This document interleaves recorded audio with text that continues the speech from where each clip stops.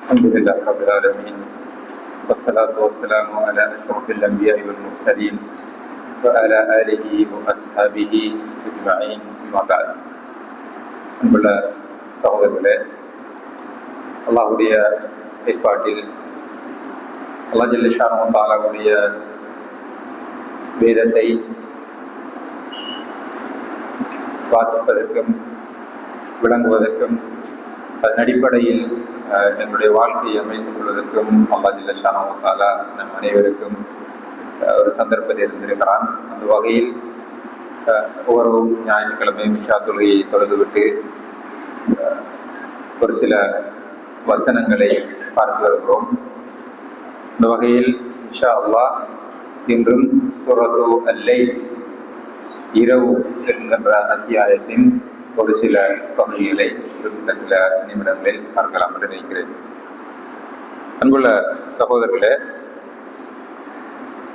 சென்ற வகுப்பில் ஒரு மனிதன் சுவர்க்கத்திற்காக படைக்கப்பட்டிருந்தால், சுவர்க்கவாதியாக இருந்தால் அவனுக்கு சுவர்க்கம் செல்வதற்கான செயல்பாடுகளை அல்லாஹ் இலகுவாக்கி கொடுக்கிறான். யார் நரகத்திற்காக படைக்கப்பட்டிருக்கிறாரோ அவருக்கு நரகம் செல்வதற்கான வேலைகளை, நரகம் செல்வதற்கான அமல்களை அல்லாஹ் இலகுபடுத்தி கொடுக்கிறார் என்று அல்லாஹ் ஜல்ல ஷானஹு வ தஆலா கூறுகிறான். தொடர்ந்து அல்லாஹ் ஜல்ல ஷானஹு வ தஆலா கூறுகிறான், வமா யுக்னி அன்ஹு மாலுஹு இதா தரத்தா. யார் அல்லாஹ்வின் பாதையில் தன்னிடத்தில் இருப்பதை கொடுக்கிறாரோ அவர் சுவர்க்கவாதியாகிறார். யார் அல்லாஹ் அவருக்கு கொடுத்ததை மக்களை விட்டு தடுத்துக் கொள்கிறாரோ அவர் நரகவாதியாகிறார் என்று சொல்லிவிட்டு, வமா யுக்னி அன்ஹு மாலுஹு இதா தரத்தா. தன்னிடத்தில் அல்லாஹ் ஜல்ல ஷானஹு வ தஆலா கொடுத்திருக்கக்கூடிய நியமத்துகள், அருட்கொடைகளை வைத்து, அது பணமாக இருந்தாலும் சரி, அறிவாக இருந்தாலும் சரி, அடுத்தவருக்கு கொடுக்காமல் பகில்தனம் படுகிறாரோ, அவர் நாளை மறுமையில் நரகம் செல்வார். அந்த நரகத்துக்கு சென்றதற்கு பின்னால், நரகம் அவருக்கு உறுதியாகிவிட்டதன் பின்னால், அவர் சேர்த்து வைத்த செல்வமாக இருக்கலாம், அவருடைய குழந்தைகளாக இருக்கலாம், அவருடைய பொருளாதாரம் இருக்கலாம், அவருடைய அறிவாக இருக்கலாம், எதுவுமே அவருக்கு எந்த பிரயோசனத்தையும் அளிக்காது. இந்த உலகத்தில் சில நேரம் அவருக்கு பிரயோசனமாக இருக்கலாம். அவருடைய பணத்தை வைத்து அவர் ஏதாவது செய்து கொள்ளலாம். அவருடைய பொருளாதாரத்தை அல்லது அவரிடத்தில் இருக்கக்கூடிய அந்தஸ்தை வைத்து சில விஷயங்களில் சில தண்டனைகளிலிருந்து தப்பிக்கொள்ளலாம். ஆனால் நாளை மறுமையிலே இது ஒன்றுமே அவருக்கு உதவாது. இல்லாமல் கல்வின் செலி, நோயில்லாத நல்ல உள்ளத்தோடு யார் அல்லாஹ்வை சந்திக்கிறாரோ அவருக்கு மட்டும்தான் அங்கு ஈடேற்றம் கிடைக்கும். அதனாலதான் யௌம யஃபிர்ருல் மர்உ மின் அஹி வ உம்மிஹி வ அபீஹி வ ஸாஹிபதிஹி வ பனீஹி. நாளை மறுமையில் மஹ்ஷர், ஒரு மனிதன் சகோதரனை கண்டால் ஓடுவான், தாயை கண்டால் தந்தையை கண்டால் ஓடுவான் என்றெல்லாம் நாம் அல்-குர்ஆன் நிறைய பார்த்திருக்கிறோம்.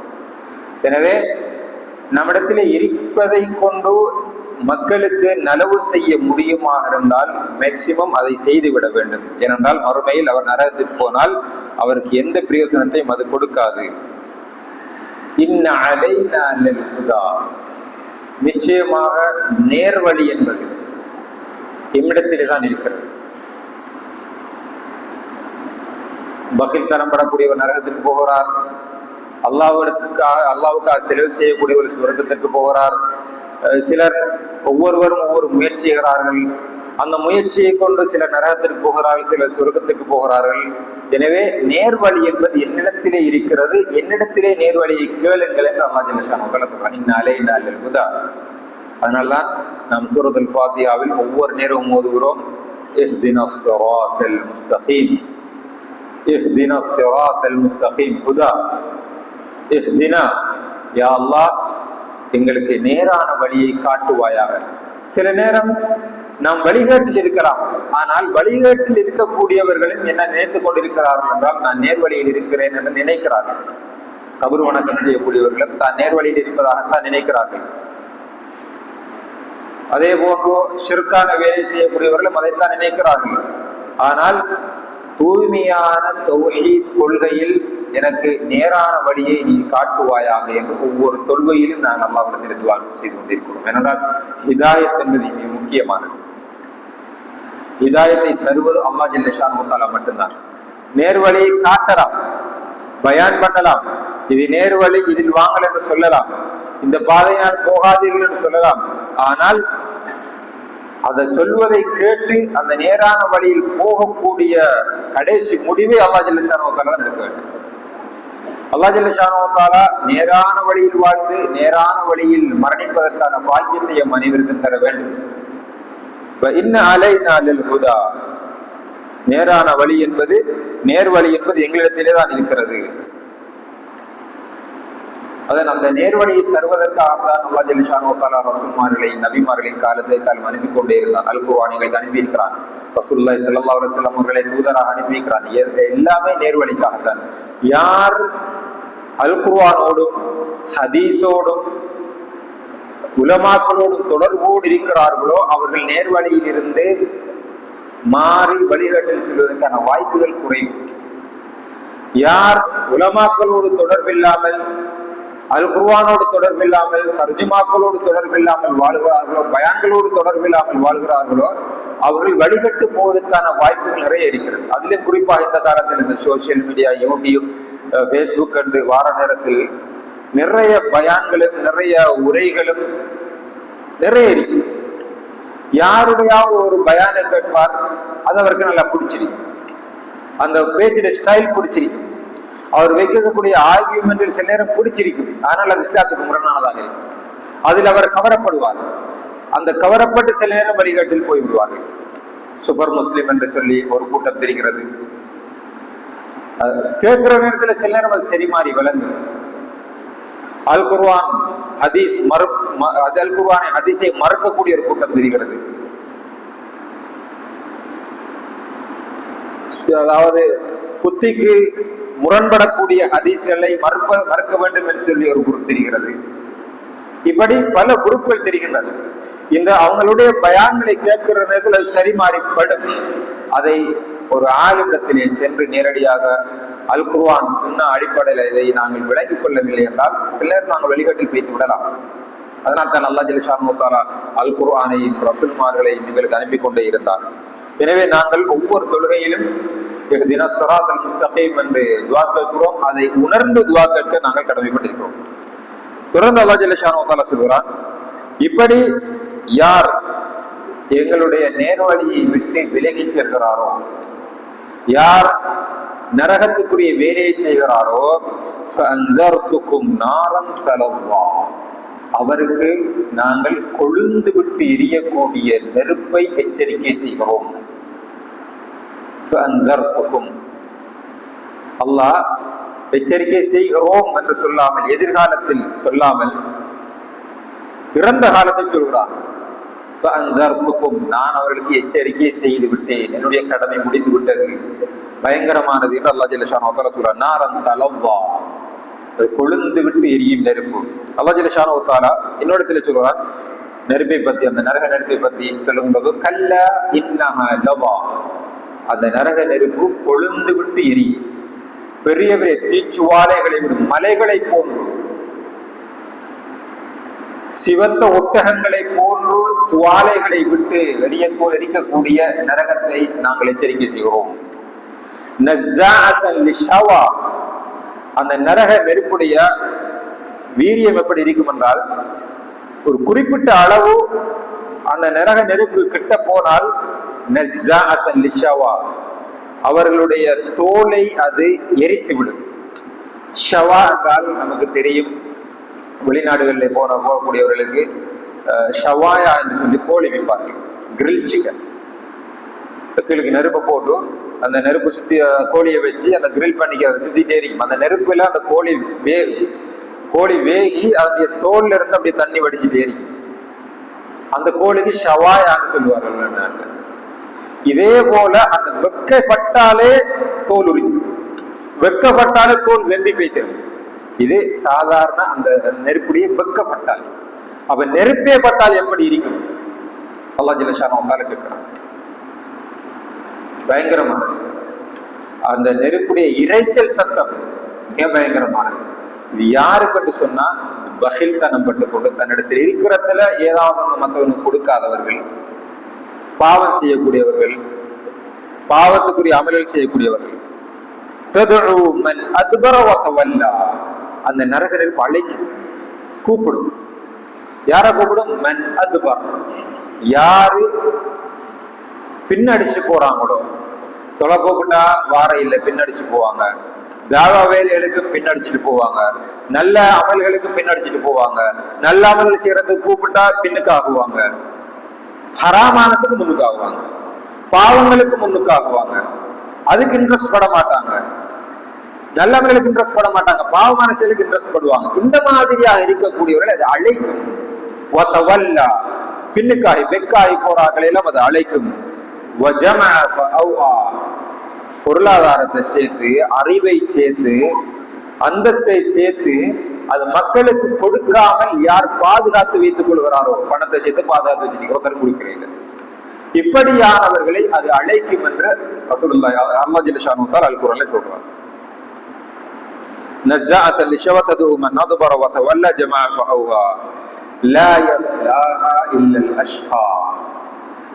அந்த நரக நெருப்புக்கு யார் போய் சேர்வார்கள் என்றால் அல் அஷ்கா, பாவிகள்,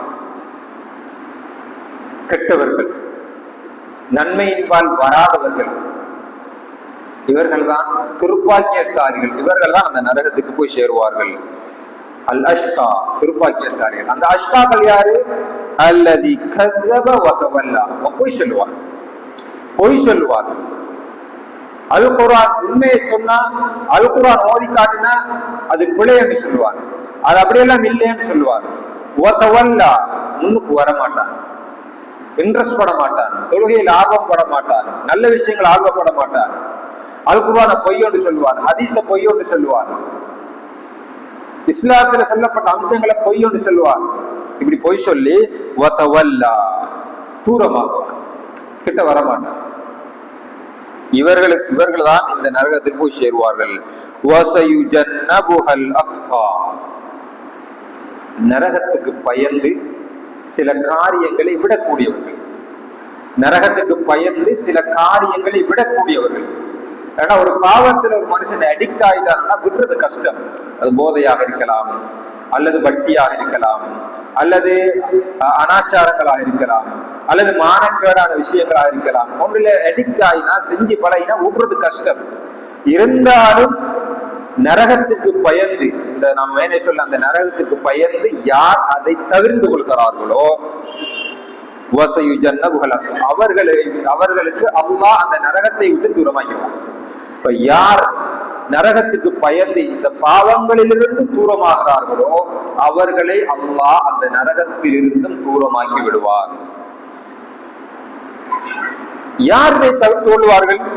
அல்லது யுக்தி மாலஹு யதஸக்கா, தன்னிடத்தில் இருக்கக்கூடிய பணத்தை பகில் தனப்படாமல், கொஞ்சமாக இருந்தால் நாம் நினைக்க கூடாது பணத்தை பணத்தை பணத்தை என்று சொன்னா இது பணக்காரர்களுக்கு சொல்லப்படுகிறது.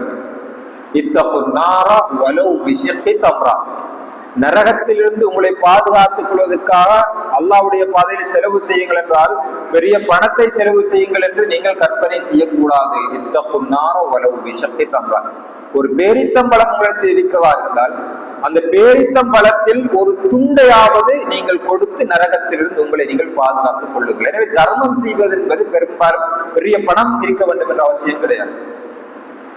நம்மிடத்தில் எதுவும் இருக்கலாம், அரிசாக இருக்கலாம், அல்லது ஏதாவது ஒரு சாப்பாடாக இருக்கலாம், அல்லது ஒரு சிறிய அளவு பணமாக இருக்கலாம்.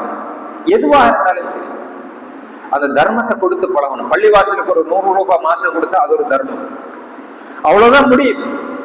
அந்த தர்மத்தை கொடுத்து பழகணும். தாவாவுக்காக தன்னால் எதை கொடுக்க முடியும்? பள்ளிவாசலுக்கு தன்னால் எதை கொடுக்க முடியும்? பெரிய பொருளாதார தான் நான் கொடுக்கணும் என்ற அவசியம் கிடையாது. அது சின்ன ஒரு அமௌண்டா இருக்கலாம், சின்ன ஒரு பொருளாக இருக்கலாம், எதுவாக இருந்தாலும் சரி, அது தர்மமாக கொடுத்து உங்களை நரகத்திலிருந்து நீங்கள் பாதுகாத்துக் கொள்ளுங்கள். அந்த தர்மம் நம்மளை நரகத்திலிருந்து மாத்திரமல்ல, நம்மளுக்கு வரக்கூடிய முசீபத்துகளிலிருந்தும் நம்மளை பாதுகாக்கும்.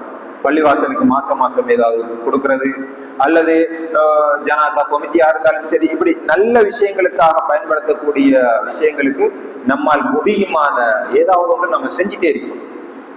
அது ஒரு 100 ரூபாவாக கூட இருக்கலாம், 100 ரூபாய் சந்தாவாக கூட இருக்கலாம். அது ஒரு தர்மமாக அல்லாஹ் எனக்கு இவ்வளவுதான் முடியும் என்று கொடுத்தவன்னு சொன்னா, சில நேரம் அது எண்ணங்களுக்கு ஏற்ப பெரிய ஒரு நன்மையை நம்மளுக்கு கொண்டு தருது. எனவே அல்லாஹ் திரும்ப திரும்ப திரும்ப திரும்ப சொல்றான், பொருளாதாரத்தை வச்சுட்டு இருக்காதீங்க, கொடுங்க. நீங்க கொடுக்கறது தான் உங்களுக்கு சேவை. அதனால கொஞ்சமா இருந்தாலும் நீங்க கொடுத்துருங்க, கொடுத்து நரகத்திலிருந்து உங்களை பாதுகாத்துக் கொள்ளுங்க. திரும்ப திரும்ப திரும்ப இந்த வசனத்தில் அல்லாஹ் ஜல்ல ஷானஹு தஆலா சொல்றான், வமா லிஅஹதின் இன்தஹு மின் நிஅமத்தின் துஜ்ஸா. அவன் கொடுக்கிற நேரத்துல எப்படி கொடுக்கணும்னு சொன்னா, ஏதாவது ஒரு லாபத்தை வச்சு கொடுக்க கூடாது. இது அபூபக்கர் ரலியல்லாஹு அன்ஹு அவருடைய விஷயத்துல அந்த அல்குர்ஆன் வசனம் வருது, வமா லிஅஹதின் இன்தஹு மின் நிஅமத்தின் துஜ்ஸா. ஏனென்றா அபூபக்கர் ரலியல்லாஹு அன்ஹு அவங்க மக்காவோட ஆரம்ப கட்டத்துல காஃபிர்கள் குறைஷியில் நிறைய முஸ்லீம்களை கொடுமைப்படுத்தினாங்க. நம்மளுக்கு தெரியும், பிலால் ரலியல்லாஹு அன்ஹு அவங்களை படுத்தின கொடுமைகள், இப்படி அடிமைகளாக இருந்தவர்களை எல்லாம் நிறைய வேதனைப்படுத்தினாங்க, நிறைய கஷ்டப்படுத்தினாங்க இஸ்லாத்தை ஏற்றுக்கொண்டதற்காக. அந்த நேரத்துல அபூபக்கர் ரலியல்லாஹு அன்ஹு ஒரு பெரிய பணக்காரர். அவங்க என்ன செய்வாங்கன்னா, இந்த பலவீனமான அடிமையான ஏழைகளை எல்லாம் வாங்கி உரிமையிட்டுருவாங்க. ஏன்னா அடிமைகளை தான் அவங்க அப்படி அநியாயமா அவங்கள வேதனைப்படுத்தல, ஏன்னா அவங்களோட அடிமை எல்லாம் செய்யலாம், அப்படி ஒரு காலம் இருந்துச்சு. ஆனா அபூபக்கர் ரலியல்லாஹு அன்ஹு அவங்களோட காசில் எல்லாரையும் வாங்கி வாங்கி உரிமையிட்டுருவாங்க. அப்ப அவங்க சுதந்திரமான ஆக்கள் ஆயிடுவாங்க. அதுக்கப்புறம் அவங்களுக்கு இந்த அநியாயம் நடக்க முடியாது. இந்த நேரத்துல வந்து சொன்னாங்க, நீங்க ஏன் பலவீனமான ஆக்களை எல்லாம் இப்படி வாங்கி வாங்கி உரிமையிடுறீங்க? நல்ல பலமான, நல்ல உடம்புல நல்ல ஆரோக்கியம் இருக்கக்கூடிய, நல்ல கட்ஸான அப்படியான ஆக்களை நீங்க வாங்கி உரிமையிடலாமே, சில நேரம் அவங்க உங்களுக்கு உதவுவாங்களே என்று சொன்ன நேரத்துல என்று சொன்னாங்க நிறைய பேர். அந்த நேரத்துல அல்லாஹ் ஜல்ல ஷானஹு தஆலா சொல்றான், அவங்க வமா லிஅஹதின் இன்தஹு மின் நிஅமத்தின் துஜ்ஸா. அவங்க அல்லாஹ்வுடைய பாதையில செலவு செய்யற நேரத்துல உங்களை எதிர்பார்த்து செய்ய மாட்டாங்க. எதிர்பார்த்து செய்யறதுனால எந்த பிரயோசனமும் கிடையாது, அந்த உலகத்துல அவங்களுக்கு கிடைக்கும். ஹிஜ்ரத் போன டைம்ல ரசூலுல்லாஹி ஸல்லல்லாஹு அலைஹி வஸல்லம் சொன்னாங்க, யார் அல்லாஹ்வுக்காகவும் அல்லாஹ்வுடைய தூதருக்காகவும் ஹிஜ்ரத் போறாங்களோ அவங்களுக்கு அல்லாஹ்வும் அல்லாஹ்வுடைய தூதரும் கிடைப்பாங்க, அதாவது சொர்க்கம் கிடைக்கும். யார் உலக லாபத்துக்காக ஹிஜ்ரத் போறாங்களோ, அல்லது ஒரு பெண்ணை திருமணம் முடிப்பதற்காக ஹிஜ்ரத் போறாங்களோ அவங்களுக்கு அந்த பெண் கிடைக்கும், அந்த உலகத்தில் அவங்க நினைச்சது கிடைக்கும், ஆனா மறுமையிலும் கிடைக்காது. எனவே நாம நம்மளோட பணத்தை செலவழிக்கக்கூடிய நேரத்தில் ஒரு 100 ரூபாவாக இருக்கலாம், இஹ்லாஸ் அல்லாஹ்வுக்காக என்று யாரிடத்திலையும் எதையும் எதிர்பார்க்காமல். அதனாலதான் இன்னமா நுதிஉக்கும் லிவஜ்ஹில்லாஹ், நாங்கள் அல்லாஹ்வுக்காகத்தான், அல்லாஹ்வுடைய திருப்பொருத்தத்திற்காகத்தான், அல்லாஹ்வுடைய முகத்தை நாளை மறுமையிலே சொர்க்கத்திலே பார்க்க வேண்டும் என்பதற்காகத்தான் செலவு செய்கிறோம். லா நுரீது மின்கும் ஜஸாஅன் வலா ஷுக்கூரா. நாங்க யாருக்கு எதை கொடுக்கிறோமோ அவர்களிடத்திலிருந்து ஒரு ஜஸாக்கல்லாஹு கைர் என்ற வார்த்தையை கூட நாங்கள் எதிர்பார்க்கவில்லை. நம்ம சில நேரம் நம்ம நிறைய சொல்லுவோம், ஒரு குடும்பம் அவன் ஜஸாக்கல்லாஹு கைர் கூட செல்லாட்டி ஒரு ஜஸாக்கல்லாஹு கைர் கூட செல்லல அவன் சொல்லுவோம். அப்ப என்ன அர்த்தம்னா, நம்ம ஜஸாக்கல்லாஹு கைரை எதிர்பார்க்கிறோம், நாம கொடுக்கறதுல எவ்வளவு எதிர்பார்க்கிறோம், அதை கூட நாங்கள் எதிர்பார்க்க மாட்டோம். நீங்கள் எனக்கு நன்றி உணர்வு உள்ளவர்களாக இருக்க வேண்டும் என்று கூட நாங்கள் எதிர்பார்க்க மாட்டோம். இன்னைக்கு நாம ஏதாவது செஞ்சாட்டி செஞ்சுட்டு அவன் நன்றி உணர்வு நம்ம நன்றியோட நம்மளுக்கு நடக்கல, நாளைக்கு நம்மளை பார்க்கல, ஒரு ஜஸாக்கல்லாஹ் சொல்லல, நம்மளுக்கு மனசு கஷ்டம் இருக்கு. அப்படின்னா நாம அதை எதிர்பார்த்திருக்கிறோம். எதிர்பார்த்தா அது மட்டும் தான் கிடைக்கும். சஹாபாக்கள் அது எதிர்பார்க்கல, அபூபக்கர் ரலியல்லாஹு அன்ஹு எதிர்பார்க்கல. அதனால அல்லாஹ் சொல்றான், وما لأحد عنده من نعمة تجزى إلا ابتغاء وجه ربه الأعلى. உயர்ந்தவனான அல்லாஹ்வுடைய திருப்பொருத்தத்தை வேண்டித்தான் நான் இதை செய்கிறேன் என்று அபூபக்கர் ரலியல்லாஹு அன்ஹு சொன்னான். இதே போலதான் நாம் ஒரு 100 ரூபாய் செலவழிச்சாலும் ஒரு லட்சக்கணக்கான ஒருவர் செலவழிக்கிறார், ஆனா அவர் எதையும் எதிர்பார்க்கிறார். பேஸ்புக்ல வரணும்னு எதிர்பார்க்கலாம், ஒரு ப்ரோக்ராத்துக்கு அவரை சீஃப் கெஸ்டா கூப்பிடணும் என்று அவர் எதிர்பார்க்கலாம். இல்லாட்டி ஏதாவது விஷயங்களுக்கு அவர் ஒரு முன்னிலைப்படுத்தப்பட வேண்டும் என்று அவர் எதிர்பார்க்கலாம். நாம 100 ரூபாய் கொடுக்கலாம், யாருக்குமே தெரியாது, நாம் இதை எதிர்பார்க்கவே இல்லை. ஆனா அவர் லட்சக்கணக்கான செலவு செஞ்சு அவருக்கு நாளை மறுமையில வேதனை கிடைக்கும், ஒரு நன்மையும் கிடைக்காது. நாம 100 ரூபாய் செலவழிச்சிருப்போம், மலையாக நன்மை கிடைக்கும். காரணம் அந்த நீயத்துக்கு தான், அந்த நீயத்துக்கு தான் கோரி.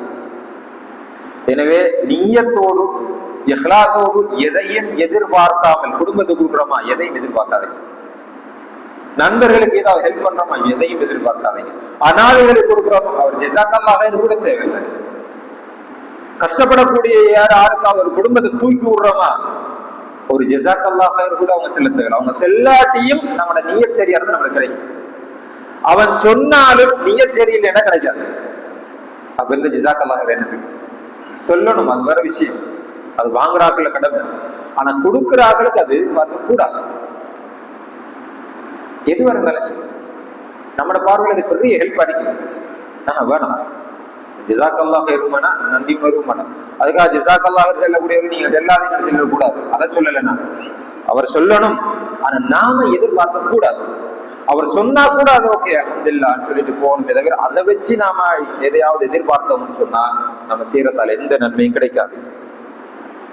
அப்படி யார் இவர்கிட்ட இருந்து எதிர்பார்க்கவில்லையோ, கடைசி முடிக்கக்குள்ள எல்லாம் முடிக்கிறான், வேலை சோகையறவா நீங்க கொடுங்க, அவன்கிட்ட இருந்து எதையுமே எதிர்பார்க்காதீங்க. ஜஸாக்கல்லாஹு ஹைரான்றத கூட எதிர்பார்க்காதீங்கன்னு சொன்னா அதை விட பெரிய ஒன்றதை நாம் எதிர்பார்க்க கூடாது. இப்படி நீங்க எதிர்பார்க்காத அளவுக்கு நீங்க உங்களுடைய இடத்துல ஏதாவது ஒன்றை கொடுப்பீங்கன்னு சொன்னா வல சௌபயர்வா, நாளை மறுமையில இது எல்லாத்துக்கும் சேர்த்து அல்லாஹ் அவருக்கு கொடுப்பான், அதை அவர் பொருந்தி கொள்வார். வல சௌபயர்வா.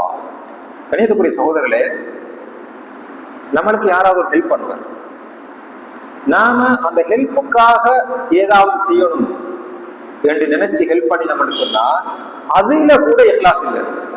நம்மளுக்கு ஒரு ஹெல்ப் பண்றாரு, இப்ப நாம பணக்காரனா இருக்கோம், அல்லது நாம ஒரு ஹெல்ப் அவருக்கு பண்றோம், என்னத்துக்காக பண்றோம்னா ஏற்கனவே நமக்கு ஒரு ஹெல்ப் பண்ணினாரு அதுக்காக செய்யறோம். அப்ப ஹெல்ப்புக்கு ஹெல்ப் முடிச்சு இல்ல, அந்த ஹெல்ப் பண்ற நேரத்துல கூட அல்லாஹ்வுக்காக தான் செய்யும். இதைத்தான் வமாலி அஹதின் இந்தஹு நிஅமத் துஜ்ஸா. நாம ஹெல்ப் பண்றவர்கிட்ட ஒன்றை எதிர்பார்க்கவும் கூடாது, அந்த அளவுக்கு நாம இஹ்லாஸோட கொடுக்கணும். யாராவது நமக்கு ஹெல்ப் பண்ணி அவருக்கு நாம பிரதி உபகாரம் செய்யற நேரத்துல கூட இது அதுக்கு பிரதி உபகாரம் என்று நினைக்க கூடாது. இது அல்லாஹ்வுக்காக நம்ம கொடுக்குறோம், ஃப்ரெஷ்ஷா கொடுக்கணும். அப்ப அதுல நம்ம கூட கொடுத்துட்டு சொல்லாங்களா. இப்படி நீங்க செஞ்சா நாளை மறுமையில நீங்க எதிர்பார்க்காம இருந்தீங்களே அதற்காக அல்லாஹ் உங்களுக்கு சொர்க்கத்தை தருவான். நாளை மறுமையில் அல்லாஹ்வுடைய முகத்தை நீங்கள் பார்க்க முடியும், நிறைய தருவான். அந்த நேரத்தில் நீங்கள் அதை பொருந்திக் கொள்வீர்கள். நம்ம யாருக்காவது ஒரு ஹெல்ப் பண்ணி அவர் நமக்கு ஒரு ஹெல்ப் பண்ணினா சிலரம் தந்தவருக்கு ஒரு திருப்தி இருக்கு, நாம ஹெல்ப் பண்ணிட்டு எடுத்த நமக்கு திருப்தி இல்லாம இருக்கு. நாம ஒரு கிஃப்ட் ஒரு ஆளை கொடுக்குறோம், ஒரு அத்தர் போத்தலை கொடுக்குறோம், ஒரு குளம் போத்தலை கொடுக்குறோம், ஒரு பெண்ணை கொடுக்குறோம். நம்மட பார்வை என்னன்னா நம்ம கொடுத்திருக்கிறோம் தானே, ஆனா எடுத்தவருக்கு அது திருப்தி இருக்குதா இல்லையான்றது தெரியாது. எடுக்கிறவர் தான் அந்த திருப்தியை சொல்லணும். அல்லாஹ் சொல்றான், நாளை மறுமையில நான் உங்களுக்கு தருவேன், நீங்க எதிர்பார்க்காதீங்க, அதை நீங்க பொருந்திக் கொள்வீங்க, உங்களுக்கே திருப்தியா இருக்கு. நம்மளுக்கு அல்லாஹ் திருப்தியான அளவுக்கு தந்திருக்கிறான். இன்றைய உலகத்துல யாரு திருப்தி அளிக்கிறான்? வாப்பா மகனோட போய் கேளுங்க, வாப்பா பாப்பா எனக்கு என்ன செஞ்சிருக்காரு, எவ்வளவு செஞ்சிருக்காரா, திருப்தி இல்லை. மனைவி திருப்தி இல்லை, யாருமே யாருலையும் திருப்தி இல்லை. நாளை மறுமையில அல்லாஹ் தாரத்தை வச்சு நாம திருப்திப்படுவோம். அப்படி திருப்திப்படக்கூடிய அளவுக்கு நம்மளுக்கு அல்லாஹ் தருவான். அப்படி தரணும்டா இந்த உலகத்துல யார்கிட்டையும் எதையும் எதிர்பார்க்க கூடாது என்று அல்லாஹ் ஜல்ல ஷானஹு வ தஆலா கடைசியா இந்த அத்தியாயத்தை நிற்கிறார். எனவே கண்ணியத்துக்குரிய சகோதரர்களே, இந்த அத்தியாயத்துல நிறைய கடைசி கட்டத்துல சொல்ல போறது ஏதாவது ஒன்று அல்லாஹ் பாதையில கொடு. ஒரு 100 ரூபாவோ 50 ரூபாவோ, இதுவரைக்கும் ஒரு பள்ளிக்கு சந்தா கொடுக்குறதே பெரிய விஷயம். ஒரு 100 ரூபாய் பள்ளிக்கு சந்தா. இப்ப நம்மளுக்கு மனசுல ஒரு திருப்தி, நம்ம அல்லாஹ் பாதையில செலவு செய்யணும், ஒரு 100 ரூபாவது கொடுக்கணும். இது இஹ்லாஸோடு கொடுத்தா நாளை மறுமையில் நிறைய தருவாங்க. பள்ளிக்கு 100 ரூபா காசு கொடுத்து போட்டு நாளைக்கு வந்தா பள்ளிக்காரன் எனக்கு கணக்கு எடுக்கல, எனக்கு கஞ்சி தரல, நான் பள்ளிக்கு சந்தா கொடுக்கல. ஏன்னா அந்த கஞ்சி கொடுத்ததோட ஒரு விஷயம் முடிச்சு. அது மாசம் 2000 3000 10,000 கொடுக்கறவர் பள்ளியில கஞ்சி காய்ச்சி நான் கொடுக்கல. இவர் என்ன சொல்லி பாருன்னா, நான் 10,000 மாசம் கொடுங்க, எனக்கு ஒரு வாடி கஞ்சி தரல. அப்ப அந்த கதை கேள்விப்பட்டு பள்ளிவாசலர் ஒரு வாடி கஞ்சி அனுப்பினா, அவர் வருஷம் 10,000 கொடுத்து 1,20,000 கொடுத்திருக்கிறார். வருஷத்துக்கு 10,000 மாசப்படி ஒரு வாளி கஞ்சோட சப்ஜெக்ட் முடிச்சு. அல்லாஹ் முடிச்சிருவாங்க. ஏன்னா அவர் அதான் எதிர்பார்த்திருக்கிறார், முடிச்சு. அல்லாஹ்ட்ட நம்பிக்கை இல்லை. அதனால எதையும் எதிர்பார்க்காமல் அல்லாஹ்வுடைய பாதையில் கொஞ்சமாவது எதையாவது கொடுத்து நானும் அல்லாஹ்வுடைய பாதையில் தர்மம் செய்கிறேன் என்கிற மன உணர்வை நமக்குள்ளே கொண்டு வந்து நரகல் அனுப்பில் இந்த அல்லாஹ் ஜல்லிஷானு தஆலா நம் அனைவரையும் பாதுகாப்பானாக. அஸ்ஸலாமு அலைக்கும் வரஹ்மத்துல்லாஹி வபரகாத்துஹு.